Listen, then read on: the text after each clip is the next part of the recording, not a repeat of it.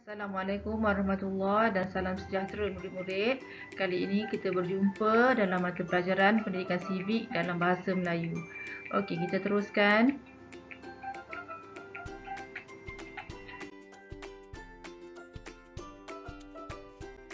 Objektif pembelajaran kita pada hari ini ialah pada akhir pembelajaran murid dapat yang pertama mengetahui tanggungjawab terhadap ibu bapa. Ini ialah objektif untuk pengetahuan. Yang kedua menunjukkan sikap sayang kepada keluarga. Ini ialah objektif untuk sosio-emosi. Dan yang ketiga menyatakan tanggungjawab terhadap keluarga dan ini ialah objektif untuk tindakan. Okey, kita teruskan.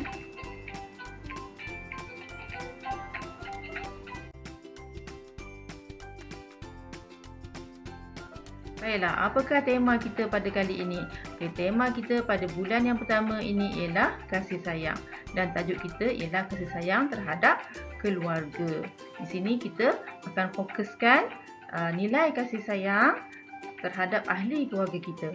Okey, sebelum tu cikgu nak tahu tu cikgu nak tanya dulu, kamu sayang tak ayah kamu? Kamu sayang tak ibu kamu? Bagaimana dengan adik-beradik yang lain? Kamu sayang tak? Okey, dah tentu kita sayangkan mereka, betul tak? Kerana mereka adalah ahli keluarga kita yang akan sentiasa bersama kita sampai ke akhir hayat kita. Okey, kenapa kita perlu sayangkan ayah kita?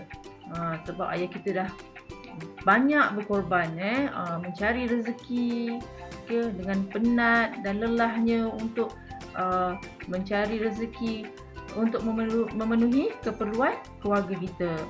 Okay. Dan kenapa pula kita perlu sayangkan ibu kita? Sebab ibu kita juga banyak berkorban untuk kita, melahirkan kita ke dunia, bertaruh nyawa ibu kita melahirkan kita ke dunia, menjaga kita sehingga kita besar. Okay. Dan begitu juga dengan adik-beradik kita. Kita perlu sayangkan mereka walau dalam apa juga keadaan sekalipun. Okey, kita teruskan. Okey, sebelum tu kita lihat dulu apakah pengertian kasih sayang. Kasih sayang ialah perasaan dan sayang yang mendalam dan berkekalan terhadap keluarga. Okey, kamu lihat di sini perasaan sayang yang mendalam dan berkekalan. Maksudnya di situ perasaan sayang tu dia lahir daripada hati yang ikhlas, dari hati, bukan dipaksa-paksa, bukan lakonan, tapi dia lahir secara semula jadi. Dan berkekalan tu maksudnya nilai kasih sayang tu akan berkekalan, akan terus berterusan hingga ke akhir hayat kita. Okey, maknanya nilai kasih sayang tu dalam kalangan ahli keluarga kita tu dari kita kecil sampailah kita meninggalkan dunia ini.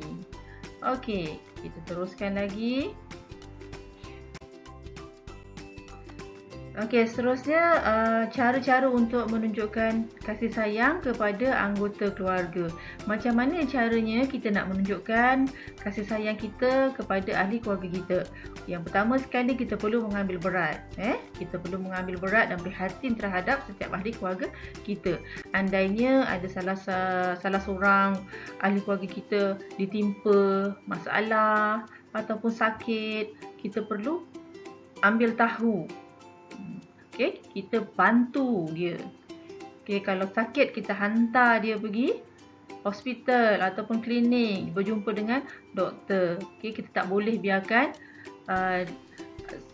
ahli keluarga kita tu menanggung seorang diri. Kemudian kita perlu bercakap dengan sopan dengan ahli keluarga kita.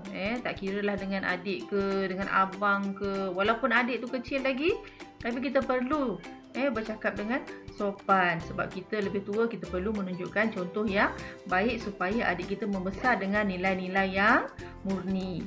Yang ketiga, kita boleh meraihkan hari istimewa ahli keluarga kita. Contohnya seperti hari ulang tahun kelahiran, ulang tahun perkahwinan ibu dan ayah kita, ataupun hari ibu dan sebagainya lah. Okey, kita boleh berikan mereka hadiah. Kalau tak boleh nak bagi hadiah pun, kita berikan ucapan pun dah cukup. Itu dah menunjukkan bahawa kita menghargai mereka. Kita sayang pada mereka. Okay, kemudian yang keempat, kita boleh membantu ahli keluarga kita dalam melakukan aktiviti seharian. Contohnya membantu ibu di dapur, membantu ibu memasak, membantu kakak mengemas rumah, membantu abang mengemaskan halaman rumah dan sebagainya. Kalau kita lakukan aktiviti ini bersama-sama, dia bukan sahaja dapat mengeratkan kasih sayang, tetapi juga dia dapat meringankan beban. Dan yang kelima, kita perlu sentiasa meluangkan masa bersama dengan keluarga kita.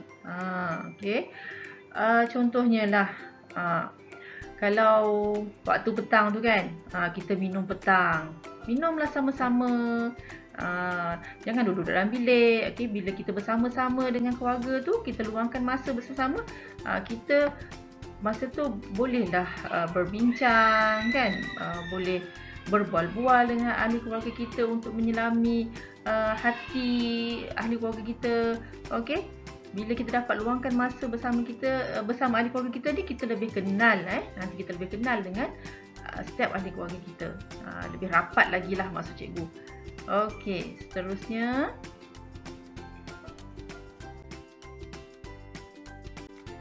apakah kebaikan nilai kasih sayang dalam keluarga? Kalau kita sentiasa memupuk kasih sayang dalam keluarga kita, yang pertama sekali dah tentulah dapat mewujudkan keluarga yang rukun, harmoni dan bahagia. Kasih sayang ni akan menjadikan keluarga kita ni sentiasa harmoni, sentiasa bahagia. Yang kedua, dapat mengeratkan hubungan antara ahli keluarga. Maksudnya antara ahli keluarga tadi lebih mesra. Tak bergaduh. Hubungannya bertambah erat. Kemudian yang ketiga, mengekalkan institusi keluarga yang sempurna. Maksudnya di sini keluarga kita ni tidak porak-poranda, tidak berpecah, tapi sebuah keluarga yang bersatu.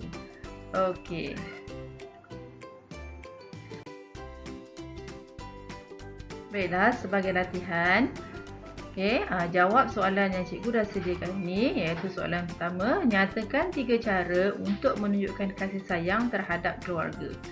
Yang kedua, apakah kebaikan nilai kasih sayang dipupuk dalam keluarga? Ini kamu latihan ni kamu boleh buat dalam buku penulisan bahagian B. Dan bila dah siap nanti, kamu tangkap gambar dan hantar dalam Telegram, ataupun kamu turn in kan dalam Google Classroom kamu.